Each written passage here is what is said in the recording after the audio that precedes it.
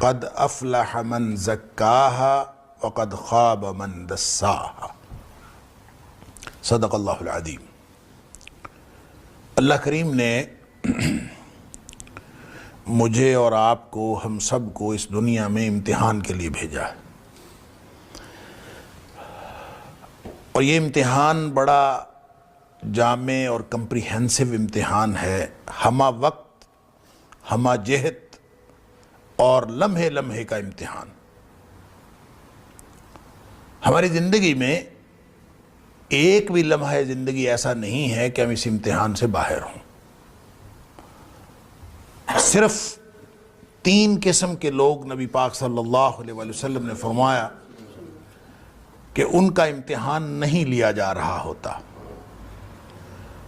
رفع الاقلام عن 3 قسم کے لوگ ہیں جن کا امتحان نہیں ہو رہا ہوتا، باقی سارے انسانوں کا ہر لمحہ امتحان ہو رہا ہوتا ہے۔ اللہ اکبر۔ وہ 3 کون ہیں؟ ایک تو مجنون ہے جس کا دماغ چل گیا ہو، جس کے ہوش حواس نہ ہو، اور ایک چھوٹا بچہ ہے جو ابھی ہوش حواس کی عمر کو نہیں پہنچا، اور تیسرا النائم جو سویا ہوا ہو۔ وہ کہتے ہیں سویا اور مویا ایک برابر ہوتا ہے، اس کو بھی کوئی ہوش حواس نہیں ہوتا۔ یہ 3 کیفیات ہیں جب امتحان نہیں ہو رہا ہوتا، اور اگر ہم ان 3 کیفیات میں سے کسی کیفیت میں نہیں ہیں تو ہر لمحہ ہمارا امتحان ہو رہا۔ اور یہ جو امتحان ہے یہ ہے بھی بڑا سخت، اس قدر سخت کہ ہماری زبان سے کوئی ایک کلمہ نکلتا ہے تو اللہ کریم فرماتا ہے ما یلفظ من قول الا لدیہ رقیب عتید۔ جو بھی ایک کلمہ تمہاری زبان سے نکلتا ہے تو اس کو لکھنے والا فوراً اس کو تیار بیٹھا ہوتا ہے، اس کو لکھ لیتا ہے، وہ اللہ کے دربار میں پہنچ جاتا ہے۔ نبی اکرم صلی اللہ علیہ وآلہ وسلم نے فرمایا کہ بعض اوقات انسان کی زبان سے ایسا کلمہ نکلتا ہے جو اللہ کی ناراضگی کا کلمہ ہوتا ہے، اور انسان کو پرواہ بھی نہیں ہوتی کہ میں نے کیا کہا ہے، وہ کہہ بیٹھتا ہے۔ اللہ اکبر۔ وہ کلمہ جب اللہ کے دربار میں پہنچتا ہے تو اللہ تعالیٰ اس ایک کلمے کی وجہ سے اس کو جہنمی لکھ دیتا ہے۔ اللہ، اور اس کو پرواہ بھی نہیں ہوتی میں نے کیا کہا۔ اسی طرح بعض اوقات اس کی زبان سے ایسا کلمہ نکلتا ہے جو اللہ کی خوشنودی اور رضامندی کا کلمہ ہوتا ہے، اس ایک کلمے کی وجہ سے اللہ تعالیٰ اس کو جنتی لکھ دیتا۔ گویا یہ ایسا امتحان ہے کہ ہر لمحہ جنت اور جہنم کا فیصلہ ہو رہا ہوتا ہے، ہر لمحہ یا ہم جنت کے قریب ہو رہے ہیں یا ہم جہنم کے قریب ہو رہے ہیں۔ لیکن اس امتحان کے اندر صرف ظاہری اعمال شامل نہیں ہیں، اللہ کریم نے جو باطنی کیفیات انسان کی بنائی ہیں، انسان کا جو دل ہے، انسان کا جو دماغ ہے، جس کو قرآن نے نفس کہا ہے، جو باطنی کیفیات ہیں اور جو ظاہری اعمال ہیں، ان دونوں کا جو کمبینیشن ہے اس کا امتحان ہو رہا ہوتا ہے۔ ایسا نہیں ہے کہ اللہ کریم صرف ظاہر کو دیکھتا ہے یا شکلوں کو دیکھتا ہے، اللہ تعالیٰ باطن کی کیفیات کو بھی دیکھتا ہے۔ اس لیے نبی اکرم صلی اللہ علیہ وسلم نے جو فرمایا انما الاعمال بالنیات، ظاہری طور پر عمل جو ہے وہ بھی اہم ہے، لیکن اس عمل کی اصل اہمیت اس باطنی کیفیت پر منحصر ہے، جس باطنی کیفیت کے ساتھ وہ عمل سر انجام دینے کی کوشش کر رہا ہے یا جو اس نے ارادہ کیا، اس کو کہتے ہیں نیت۔ اور نیت دل کا فعل ہے، اور وہ کسی کو نظر نہیں آتا، وہ اندر ہے، وہ چھپا ہوا ہے۔ انسان کی ظاہری طور پر اعمال کے اندر وہ چیز شامل نہیں ہے، نیت اللہ کو معلوم ہے، اور ظاہری طور پر عمل وہی ہو جو ساری دنیا کر رہی ہے، نیت کا فرق ہو تو نتیجہ فرق ہے۔ اس کے نتیجے میں ایک کو کامیابی مل سکتی ہے، ایک کو ناکامی مل سکتی ہے، بظاہر عمل ایک جیسا۔ نبی اکرم صلی اللہ علیہ وسلم اس کی وضاحت فرمائی کہ وَإِنَّمَا لِكُلِّ امْرٍ مَّا نَوَىٰ، ہر شخص کو وہی چیز ملے گی جس کی اس نے نیت کی، جس نیت کے ساتھ اس نے عمل سر انجام دیا ہے وہ ملے گا۔ اب اس کی آپ نے پھر ایک اور وضاحت فرمائی، چونکہ موقع تھا ہجرت کا، اور کہتے ہیں کہ ایک شخص نے ہجرت کی تھی۔ نبی پاک صلی اللہ علیہ وسلم نے جب اہل ایمان کے ساتھ مکہ سے مدینہ منورہ ہجرت کی تو ہجرت پتہ ہے کتنا بڑا عمل ہے، اللہ اکبر۔ نبی پاک صلی اللہ علیہ وسلم الہجرۃ تہدم ما کان قبلھا، ہجرت اتنا بڑا عمل ہے کہ اس سے پہلے کے سارے گناہ معاف ہو جاتے ہیں صرف ہجرت کر لینے سے. اتنا بڑا عمل ہے. اور یہ عمل اس شخص نے بھی کیا، مکہ سے مدینہ منورہ وہ بھی آیا، لیکن اس کا مقصد کوئی اور تھا. پھر آپ نے فرمایا کہ فمن کانت ہجرتہ الی اللہ ورسولہ فہجرتہ الی اللہ ورسولہ، جس نے دل سے بھی یہ کیفیت رکھی ہوگی کہ میں اللہ اور اس کے رسول صلی اللہ علیہ وسلم کے لیے ہجرت کر رہا ہوں، فہجرتہ الی اللہ ورسولہ، اس کی ہجرت اللہ اور اس کے رسول صلی اللہ علیہ وسلم کے کھاتے میں گنی جائے گی. ومن کانت ہجرتہ لدنیا یصیبھا، کسی نے ہجرت کی، ملک چھوڑا، ترک وطن کیا، سارا کچھ کیا، لیکن اس کا مقصد تو دنیا حاصل کرنا ہے، کوئی اور مقصد تھا اس کا. لدنیا یصیبھا او امرأۃ ینکحھا، یا پھر اس کا کوئی مقصد تھا کہ اس نے کسی عورت سے نکاح کرنا ہے، کہ عورت مدینہ میں رہتی تھی، اس نے شرط رکھی ہوئی تھی مکہ چھوڑ کر مدینہ آ جاؤ تو میں تیرے ساتھ نکاح کر لوں گی. اس نے کہا کہ موقع اچھا ہے، ساری دنیا جا رہی ہے، میں بھی چلا جاتا ہوں. فہجرتہ الی ما ہاجر الیہ، جو اس کی باطنی کیفیت ہے نا، اس کے مطابق اس کا فیصلہ ہوگا کہ جس کے مقصد کے لیے اس نے ہجرت کی ہے. بظاہر عمل وہی ہے، لیکن جو باطنی طور پر اس کی جو کیفیت ہے وہ کاؤنٹ کی جائے گی کہ اس نے کس مقصد کے لیے کی، اسی کے مطابق اس کا فیصلہ ہوگا.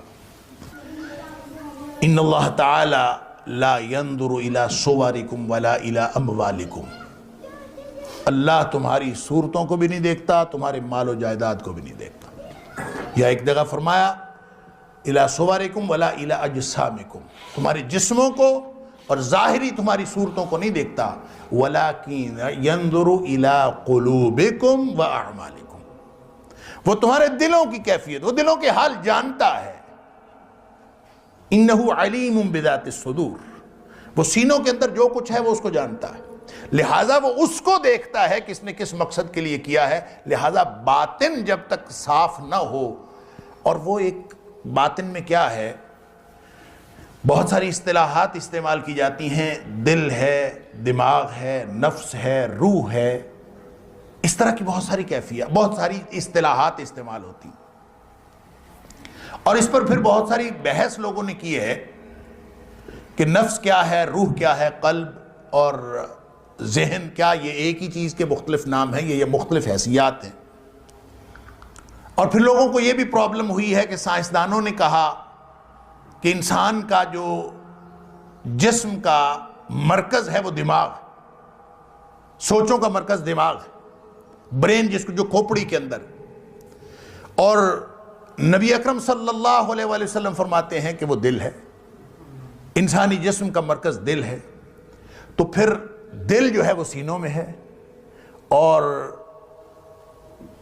آنکھیں اندھی نہیں ہوتی، دل اندھے ہوتے ہیں. التی فی الصدور ولکن تعمی القلوب التی فی الصدور، دل اندھے ہوتے ہیں، بصیرت اس وقت ختم ہوتی ہے جب دل اندھا ہو جاتا ہے. اور دل کہاں ہے؟ التی فی الصدور، جو سینے میں ہے، کھوپڑی میں نہیں ہے، سینے میں ہے.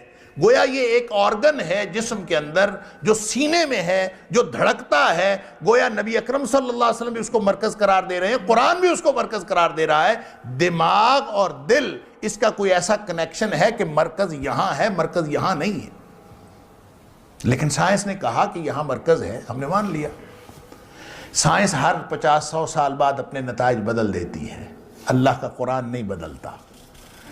لہٰذا اس پریشانی میں مبتلا نہ ہوں، دل ہے کہ دماغ ہے. ایک فواد یا افئدہ کی اصطلاح بھی شریعت نے استعمال کی ہے، قرآن نے استعمال کی ہے. اور جو فواد ہے اس کا معنی بھی ہم دل کرتے ہیں، یا افئدہ اس کا معنی بھی دل کرتے ہیں. لیکن یہ سائنس جو کچھ کہہ رہی ہے، ہو سکتا ہے کہ اس کی انٹرپریٹیشن قرآنی زبان میں فواد ہی ہو. کیا مطلب؟ کہ دل اور دماغ کا کنیکشن ہو جو اصل میں انسان کی جسم کی مرکزیت بناتا ہے، اور جو سوچوں کا، آرزوؤں کا، تمناؤں کا مرکز ہوتا ہے.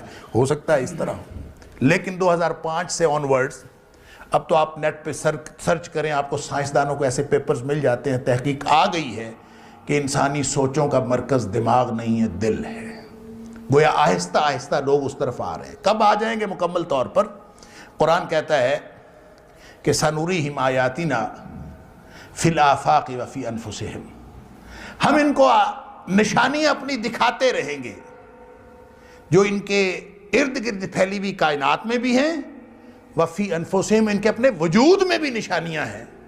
وہ دیکھ دیکھ کے، وہ کیسے نشانیاں دیکھیں گے؟ ظاہر ہے وہ جو ایکوائرڈ نالج ہے، جو سائنس کے ذریعے سے انسان ایکوائر کر رہا ہے، اس کے ذریعے سے مختلف چیزیں انسان کو پتہ چلتی رہتی ہیں۔ جب سائنس کا حتمی نالج کسی حتمی نتیجے پر پہنچتا ہے تو وہ قرآن کے دیے ہوئے بیان سے یا قرآن کی دی ہوئی اس حقیقت سے یا قرآن کی دی ہوئی تعلیم کے خلاف نہیں ہو سکتا۔ اس کو کبھی آپ یوں بھی سمجھ لیجئے کہ جو قرآن کی آیات ہیں یہ اصل میں جملے ہیں نا، یہ تو زبان ہے لکھی ہوئی ہے، جملے ہیں، فقرے ہیں۔ جملہ بھی عربی زبان کا لفظ ہے، فقرہ بھی عربی زبان کا لفظ ہے، لیکن ان کو کبھی بھی کسی نے جملہ یا فقرہ نہیں کہا۔ خود قرآن نے اس کو آیات کہا ہے۔ آیت کا معنی ہوتا ہے نشانی، تو اس کا مطلب ہے یہ جو جملے اور فقرے نہیں ہیں، یہ اللہ کی نشانیاں ہیں جو قرآن کے اندر ہیں، اور وہ بھی نشانیاں ہیں جو ارد گرد پھیلی ہوئی کائنات میں ہیں، جو اللہ نے نازل کی ہیں نشانیاں قرآن کے اندر، اور جو ارد گرد پھیلی ہوئی کائنات میں نشانیاں ہیں، ان دونوں کے اندر کوئی تضاد نہیں ہے۔ یہ ہو نہیں سکتا کہ ارد گرد پھیلی ہوئی کائنات، نیچرل فینومیناز، آپ فلکیات کی بات کریں، آپ فزکس کی بات کریں، آپ نباتات کی بات کریں، آپ حیوانیات کی بات کریں، بائیولوجی کی بات کریں، آپ زوالوجی کی بات کریں، یہ ہو نہیں سکتا کہ وہ علم جو آفاق و انفس میں پھیلا ہوا ہے، جو انسان اپنی اللہ کی دی ہوئی صلاحیتوں کے ذریعے سے ایکوائر کرتا ہے، وہ علم اور جو اللہ نے نازل کیا ہے قرآن کے اندر، وہ علم، اس کے اندر کوئی تضاد ہو، یہ ممکن نہیں ہے۔ یہ ہماری علم کی کجی ہوگی جب ہمیں تضاد نظر آ رہا ہوگا، یہ ہمارے فہم کی کمی ہوگی جب ہمیں کوئی تضاد نظر آ رہا ہوگا۔ اللہ فرماتا ہے کہ جب یہ حتمی نالج پر پہنچیں گے، سنریہم آیاتنا فی الآفاق وفی انفسہم، جب یہ ارد گرد پھیلی ہوئی کائنات اور نیچرل فینومیناز کے اندر وہ نشانیاں دیکھیں گے، حتی یتبین لہم انہ الحق، ان کے اوپر واضح ہو جائے گا کہ اللہ نے جو قرآن میں نازل کیا ہے یہی حق ہے، یہی وہ نشانیاں تھی جو ارد گرد پھیلی ہوئی کائنات میں ہیں۔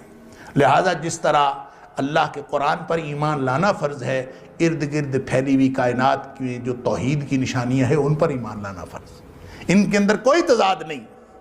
لہٰذا وہ نشانیاں اللہ تعالیٰ فرماتے ہیں ہم ان کو دکھائیں گے، اور پھر سائنس اس نتیجے پہ پہنچ چکی ہے۔ ویسے تو آج سے 20 سال یا 25 سال پہلے تو یہ بحث تھی، آج تو سائنس نے کہنا شروع کر دیا کہ مرکز دماغ نہیں ہے دل، اور نبی پاک صلی اللہ علیہ وسلم نے تو واضح طور پر فرمایا کہ انسانی جسم کے اندر ایک لوتھڑا ہے، الا ان فی الجسد مضغہ، انسانی جسم کے اندر ایک لوتھڑا ہے، سبحان اللہ۔